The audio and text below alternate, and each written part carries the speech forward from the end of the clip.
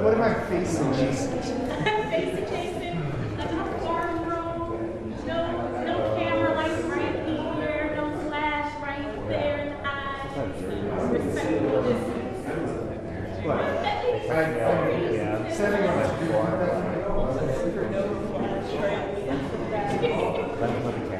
That was for you, Ken. No flash.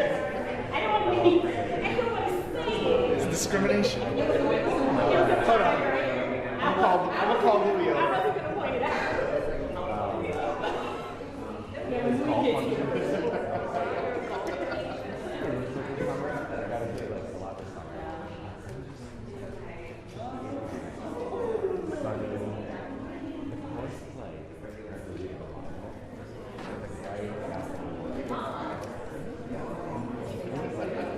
Really nice old people. Really well. And I hit pretty well. Got my feet and I went home.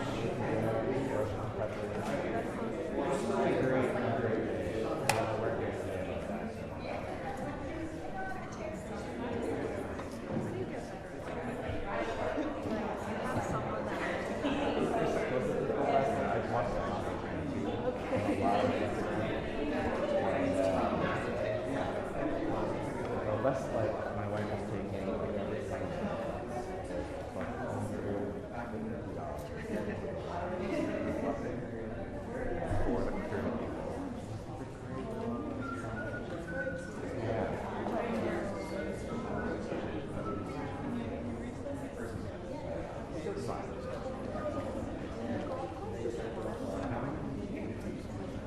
Oh.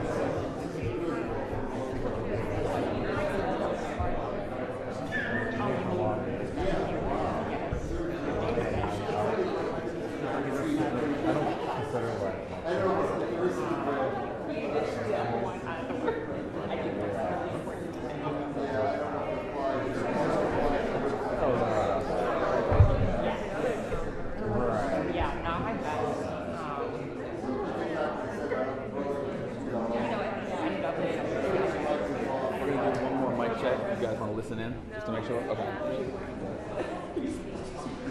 Testing, mic check 1, 2, 3. Testing, mic check. Give me a thumbs up, guys, if you're good. Testing, mic check 1, 2, 3. Testing, mic check.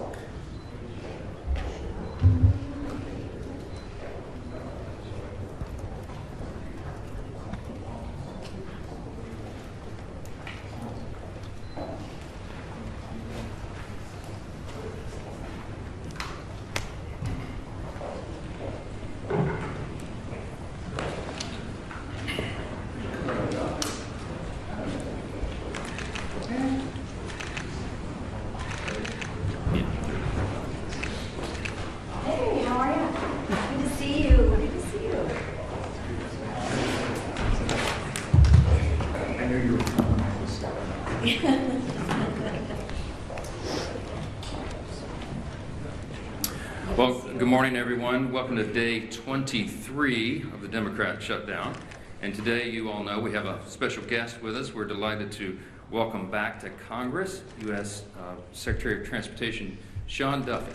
I enjoyed serving with him in my first few years here, and we're grateful he's serving our country in this very important position right now in these very challenging times. He's a very busy guy, but he'll give us a few minutes to give you an update here in just a moment. You'll hear directly from him about the very real and consequential ways that Americans are suffering right now because of the shutdown. I just wanted to give you a brief update, and then I'll turn it over to the Secretary.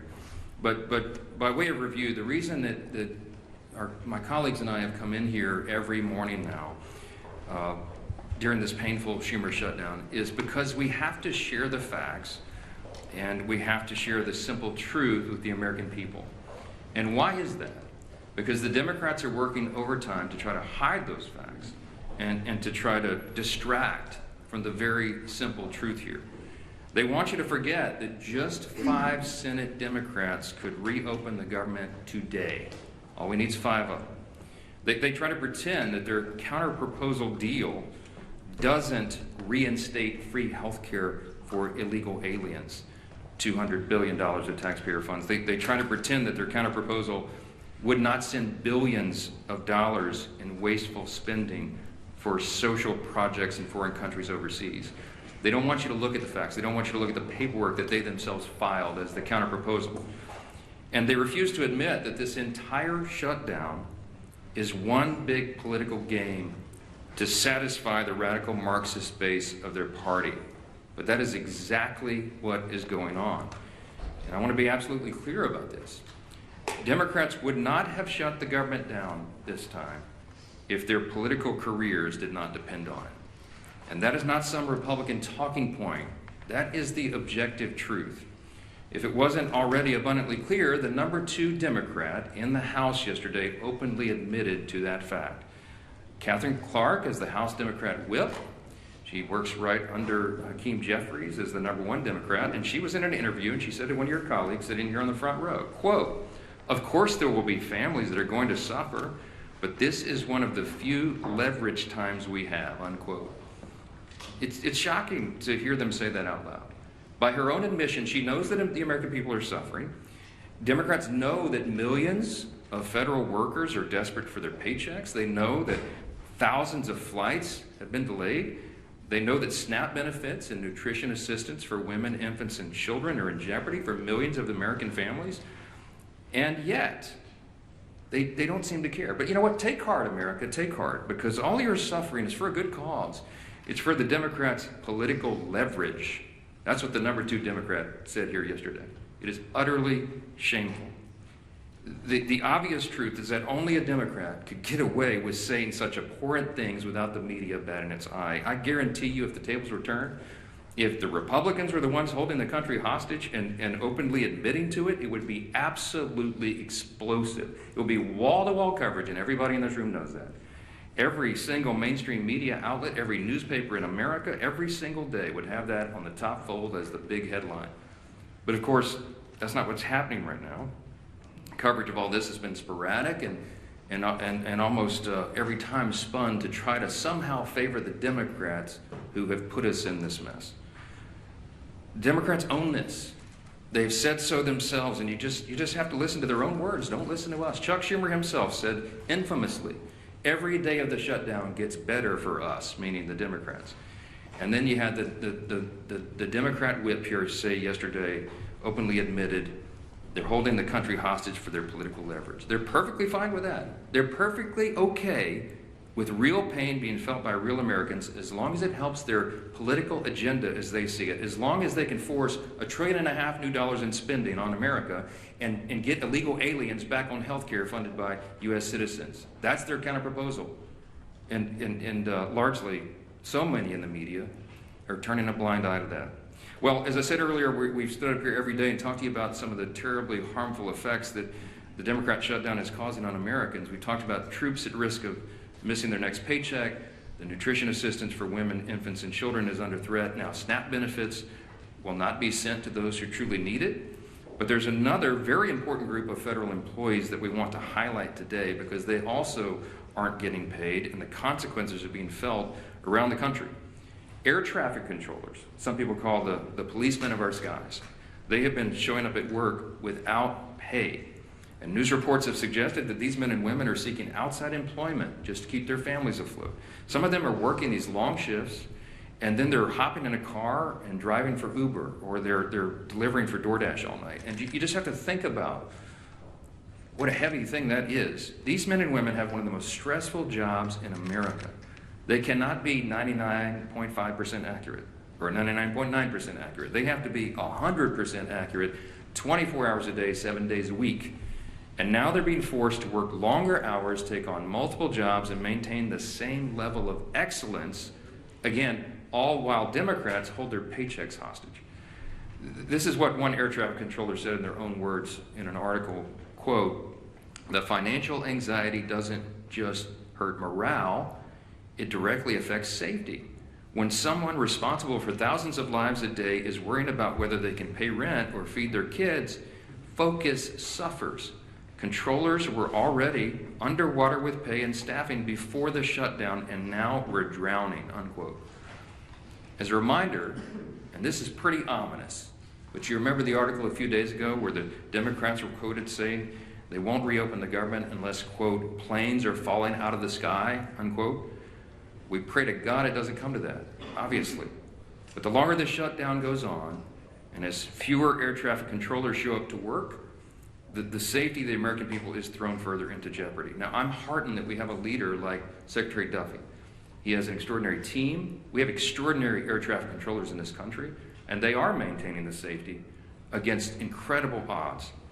But right now, there are 13,000 air traffic controllers and more than 50,000 TSA officers who are showing up to work without pay. Our Secretary Duffy's doing a great job to triage this.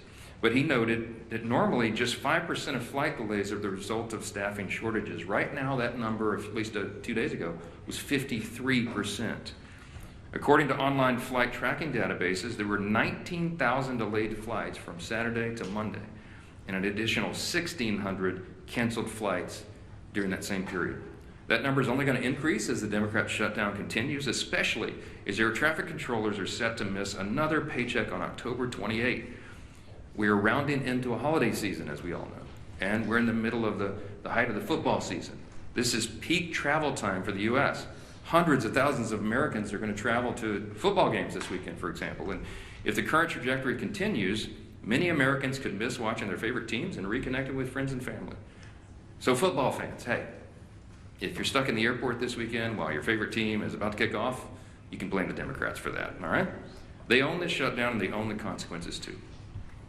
So now here to share this firsthand perspective of some of the ways the shutdown is stretching thin American air travel and all of our air infrastructure is our extraordinary Secretary, Sean Duffy. And then after he speaks, you will hear from the chairman of Transportation and Infrastructure, our committee here in the House, our good friend, Sam Grace. Mr. Secretary, thank you so much for your time. Thank you, Mr. Speaker. First off, I want to thank the Republican leadership team and Republicans in the House for your votes to keep the government open, keep the government funded. Usually this is a House problem. It's in the Senate right now. The Senate can't find the votes to keep the government open, and it's Democrat votes. And I thought you made a really good point, Mr. Speaker, that I do think in the Democrat senators' hearts, they want to vote to open the government up. They don't want to hurt the American people. But we've seen they have a radical base, a base that's out of control. And if they vote to open up the government, what's going to happen is they are going to be primaried. They are going to be attacked. Maybe their funding might dry up. And so this shutdown is not about the American people, not about the pain that America experiences because of the shutdown. This is because Democrats are concerned about their own hide, and they've sold the country to the most radical element of their country. And I think that's really shameful. It's too bad. I also want to thank the Congress, led by Sam Graves. Many of you have seen what's happened with our air traffic control system. It's old, it's antiquated, it's safe, but it has to be massively rebuilt. We need a new system, and I want to thank the House for leading that effort. We've asked for $31.5 billion. We got a down payment of $12.5 billion to begin that really important work. Before the shutdown, we have crafted our teams in a way that can keep that work moving forward. It doesn't stop during the shutdown. Because, again, 6 months from now, you all won't care that Democrats shut the government down. You'll want to know what the results are and the progress of building this new system. So that is still operational. But I do want to talk about air traffic controllers for a moment, because I think this is incredibly important. They're angry. I've gone to a number of different towers over the course of the last week to 10 days. They're frustrated. They're frustrated that the Congress is focused, at least in the Senate, on paying for health care benefits for illegals as opposed to paying their paychecks for the great work that they provide to the American people. That makes them angry. You've seen, as the speaker mentioned, across the national airspace, we see a there's certain centers or TRACONs or towers where we'll see a lower staffing. When we have lower staffing, what happens is you'll see delays or cancellations. But it's not one tower, it's not one TRACON, it's not one center, it's maybe one center one day, it's a TRACON another day, it's kind of moving throughout the national airspace. But it's causing disruptions. So a week ago, last Tuesday, air traffic controllers got 90% of their pay, because that paycheck came from most of it for the work they did in September. So they got most of the money. Next Tuesday is the first paycheck that they will not receive for the work that they did in October. And to the speaker's point, we have air traffic controllers who work more than 5 days a week. They work 6 days a week to make sure they can cover air travel throughout the country. And so if you have a controller that's working 6 days a week, but has to think about how am I going to pay the mortgage, how am I going to make the car payment, how am I going to put food on my kid's table, they have to make choices. And the choices they're making is to take a second job. Well, I don't want my air traffic controllers to take a second job. I want them to do one job. I don't want them delivering for DoorDash. I don't want them driving Uber.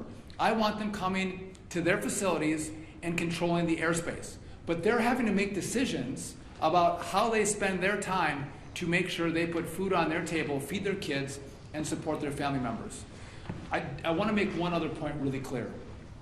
Some have asked about safety, or you maybe ask me if I'll let you give me some questions. Safety is paramount for us. And so if we don't have the staffing levels in a tower, TRACON, or center, you will see us delay traffic. You will see us cancel flights. Because I want you to get to where you're going. I want America to get to their destination and get there safely. And it's not moving as many flights as possible. It's moving as many flights as possible safely. That is our mission. That is our number one goal.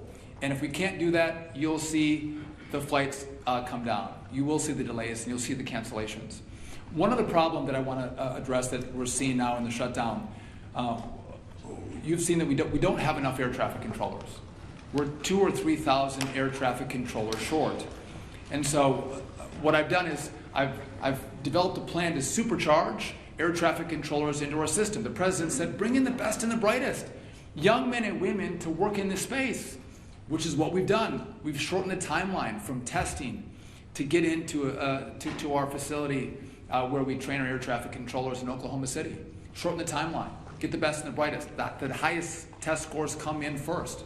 And that's what we've done. It's going to be a multi-year process to make up the shortfall that we have in the system. But I'm getting word now from Oklahoma City, where I have young air traffic controller students who are now telling me, what the hell am I doing? Why am I going to take this job? They're thinking about leaving the academy, smart young men and women, because they don't want to work for a system that won't pay them, that doesn't guarantee them a paycheck. And their paychecks are at risk. We pay those controllers as they go through the academy. We don't pay them a lot of money either. They rely on that. And when that money doesn't come, it creates not just disruptions for when Democrats in the Senate decide to forego the crazy left and actually fight for America. That's problems that ricochet in the months, in the years to come. And I think it's important that we tell that story because if we don't, I think that you can give the Democrats a pass. We have to talk about the real consequences of what this shutdown does, talk about who we're fighting for, and why this matters. To, again, open up your government. Open it up. It's easy. And then sit down and negotiate. Have a conversation. But to allow the radical element in the Senate to hold America hostage, I think would be shameful. That's not how we operate. We don't negotiate when that is the structure set by Democrats. So I'm all in favor of making sure this funding comes. Let's open it up. Let's have a great conversation. Let's figure out where we go forward. And I think that would be the most common sense approach. But I'll just tell you this. I want to reiterate, we are all about safety. And we will make sure we work every day on that part of our job. But again, I can't guarantee you that your flight's going to be on time. I can't guarantee you that your flight's not going to be canceled. It's going to depend on our air traffic controllers coming in to work every single day. And again, my message to them is, one, thank you for coming and working. We appreciate that. Come to work, even if you don't get a paycheck. We need you to come to work. But if they do not, we'll know whose fault it is. And I just want to say, as I introduce Sam Graves, Sam has been a champion in the airspace. The industry loves him. No one has done more to drive this reform of how we build a brand new air traffic control system, thinking it through, driving it through the Congress, making the sales pitch than Sam Graves. And I couldn't be more grateful for his friendship and partnership. And so I think Sam is going to go right now. And I appreciate the leadership team here as well. Even guys from Minnesota are okay too. So thank you. Thanks, Mr. Secretary. As chairman of the Transportation Committee, I do want to point out what has already been pointed out, and that is our skies are safe.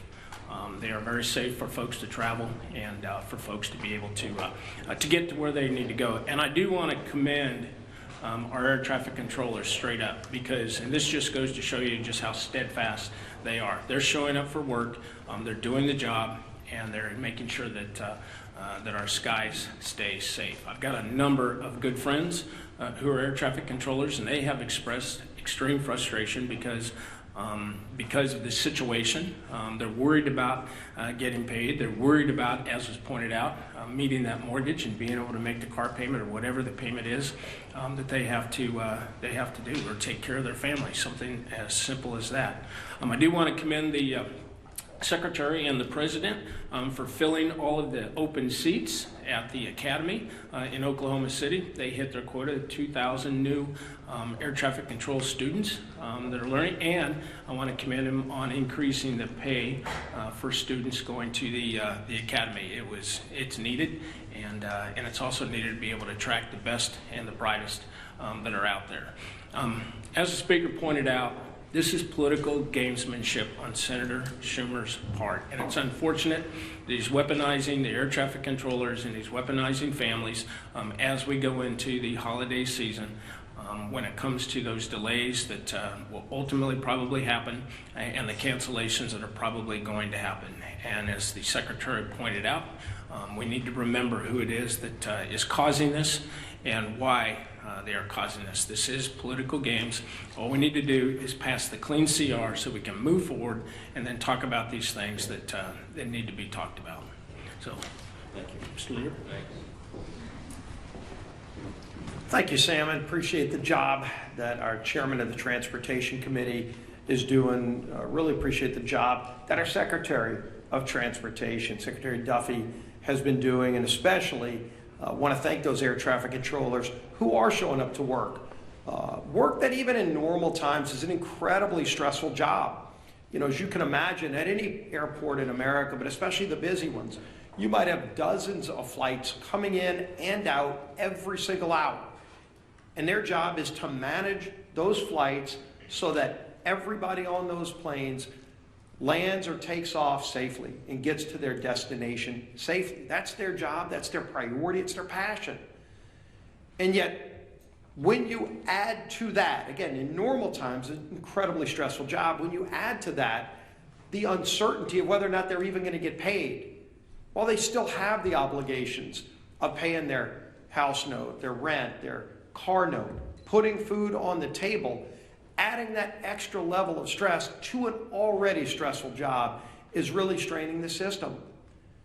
And so as Secretary Duffy talked about, some have taken to get second jobs, jobs that take them away from their current job. It's led to flight delays. It's led to real hardships for American families.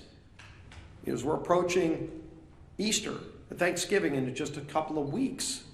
Imagine you're planning your Thanksgiving vacation to go see your family somewhere else, maybe a kid returning from college to go see their family for the first time in a few months, and you don't know if the flight is going to be scheduled, if the flight's going to be on time, if you're going to be able to make it home. This is unnecessary, and people are starting more and more to ask the question, why is this going on? Why do Democrats continue to vote no? Not on a bill that solves all of our differences, a bill that just keeps the government running, puts the food on the table of those air traffic controllers while we negotiate our differences. That's all we're talking about, a clean CR, a bill that just lets us keep the government running while we still negotiate the big differences we have. And more over the last few weeks, you've heard Democrat senators say it out loud while they're casting no vote after no vote after no vote. Hundreds of times, by the way. Over 600 times, Democrats in Washington have voted to shut the government down. Think about that. Over 600 times between the House vote, the Senate votes over and over again as if it's just some repetition. All it takes is 5 Democrat senators to have the courage to say, let's just open the government back up again so we can negotiate our differences. But they're starting to say publicly what we've said out here, what they've been saying privately, is they're scared to death of their far left radical base. That's why the Democrats did it. It has nothing to do with policy differences. That's what we can negotiate when the government's open. And everybody knows that. And so why are they doing it? And here we go. And you heard the speaker talk about it. But you had the House Minority Whip. Quote, shutdowns are terrible, of course. There will be families that are going to suffer, but it is one of the few leverage times we have. Leverage.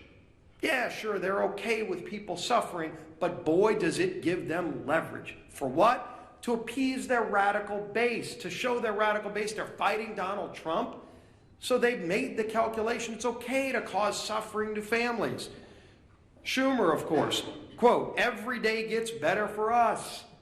Who's us? It sure isn't the American people. It sure isn't those air traffic controllers who are working 6 highly stressful days managing safely our air traffic control system while then they leave that job to go drive for Uber or for DoorDash. That's not a better day for them, but boy, Chuck Schumer's happy. Bernie Sanders, quote, you reopen the government and we lose our leverage.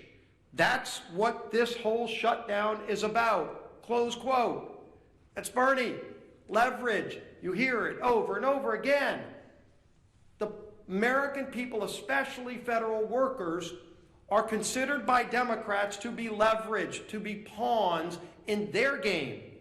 Senator Coons, quote, the point of this shutdown is not just suffering for suffering's sake, but to make a point. What point? A point that you can cause suffering on other people so you can get leverage to go back home to Los Angeles or San Francisco or New York City and show the socialists, look at me, I've made Donald Trump, have to go and move some money around to figure out a way to pay federal employees. I'm creating chaos in Washington. That's what they want to do. That's their leverage, so they can get some pat on the back from socialists and Marxists who want chaos in America. It's disgraceful. And everybody knows it, but they don't care. They don't care because as long as they're appeasing their radical base, that's what their leverage is all about. The American people to Democrats are considered pawns for leverage to go and make the far left radical base look like they're fighting Donald Trump. And I'm going to finish with this. Air traffic controllers, again, as Secretary Duffy, as Chairman Graves have talked about. Right now, 13,000 air traffic controllers are working without pay. 13,000. Some of our air traffic controllers who work 6 days a week, or you've heard it, driving Uber, doing all these other things.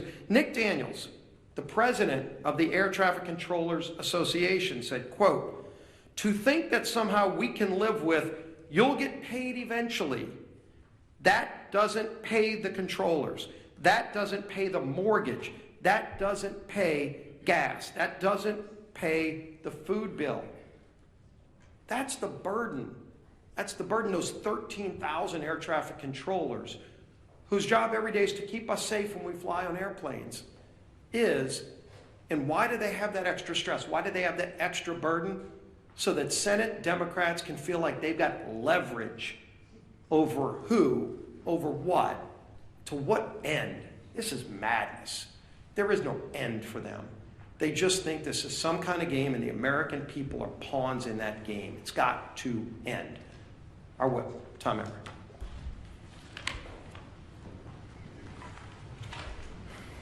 Shutdowns are terrible.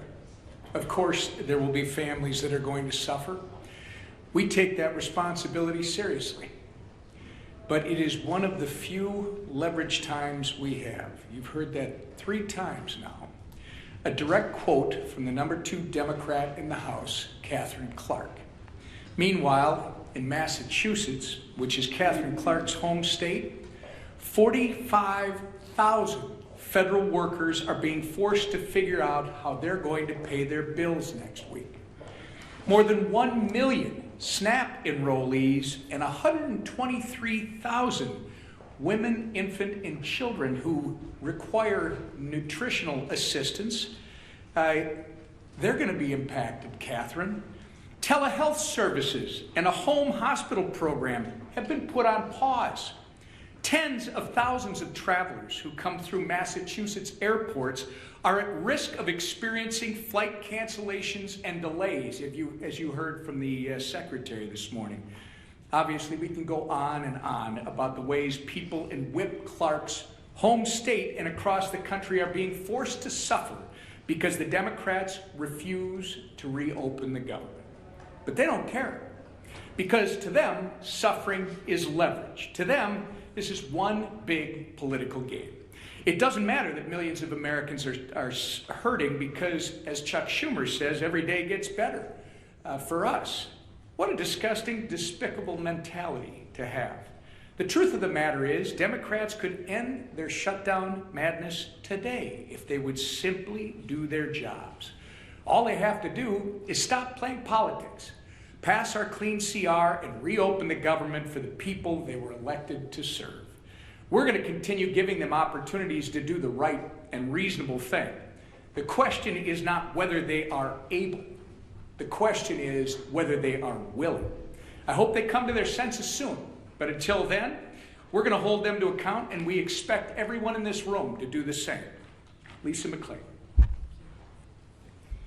Thank you, and thank you, Sam, for being here today, and thanks, Secretary Duffy, for being here as well to talk about the reality of the air traffic controllers and the American people.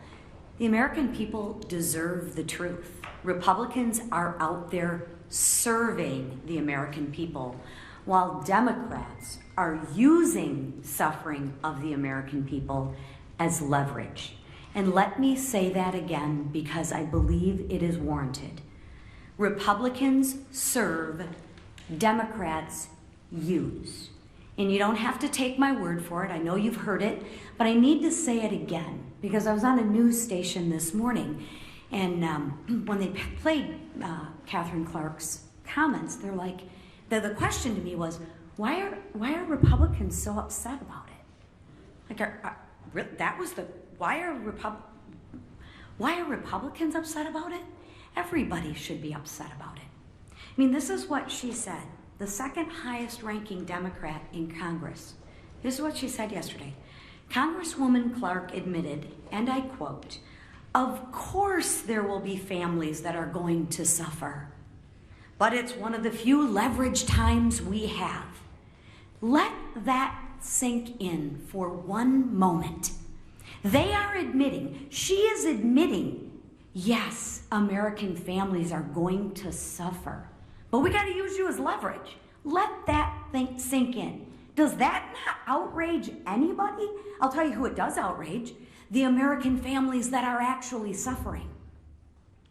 So let me share this with you. And what I need you to ask them is, what are they suffering for? So what are the Democrats using the American people's suffering for? What leverage are they using that for? Well, let me tell you. To push their $1.5 trillion in wasteful spending, to fund health care for illegals, the Democrats think it's right for the American people to suffer so that we can deliver Sesame Street to Iraq. Sesame Street in Iraq? Democrats, Catherine, she thinks that's all right to have the American people suffer for that. Someone connect those dots for me. I mean, seriously. I hope to God you are asking her why. Because the questions that I get is, why do you think that's bad? Are you kidding me? I mean, we have lost our minds. They've lost their minds. It's disgusting and it's insulting, right? They want to bankroll LGBTQ propaganda in South America on the backs of Americans suffering. Again, let that one sink in. And you know what? That does make me angry.